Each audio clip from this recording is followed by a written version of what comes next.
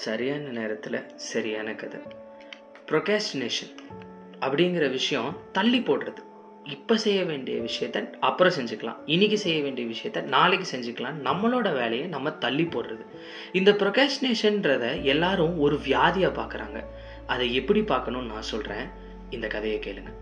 ஒரு ஊரில் ஒரு எறும்பு, ஒரு வெட்டுக்கிளி.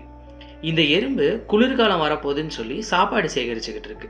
இந்த வெட்டுக்கிளி நான் இன்னைக்கு செஞ்சுக்கிறேன், நாளைக்கு செஞ்சுக்கிறேன், அப்புறம் செஞ்சுக்கிறேன்னு சொல்லிட்டு தள்ளி போட்டு அதை வாட்டுக்கு உட்காந்து கிட்டார் வாசிச்சுக்கிட்டு இருக்கு. ஏன்னா அதுக்கு அது பண்ணுறதுக்கு ரொம்ப பிடிக்கும். குளிர்காலமும் வந்துடுது. இந்த எறும்பு தான் சேகரித்த சாப்பாடெல்லாம் வச்சு இந்த குளிர்காலத்தை ரொம்ப சக்ஸஸ்ஃபுல்லாக வாழ்ந்துருது. ஆனால் இந்த வெட்டுக்கிளி அந்த குளிரில் உறைஞ்சு இறந்துருது. இங்கே நம்ம புரிஞ்சுக்க வேண்டிய விஷயம் என்ன அப்படின்னா, இந்த ப்ரொகாஸ்டினேஷனுங்கிறது வியாதி கிடையாது, வெறும் மைண்ட் செட் தான். என்ன மைண்ட் செட்னா, இன்னைக்கு இருக்கிற நம்ம நாளைக்கு வரப்போகிற நம்மளுக்கு ஃப்ரெண்ட் ஆயிடணும்.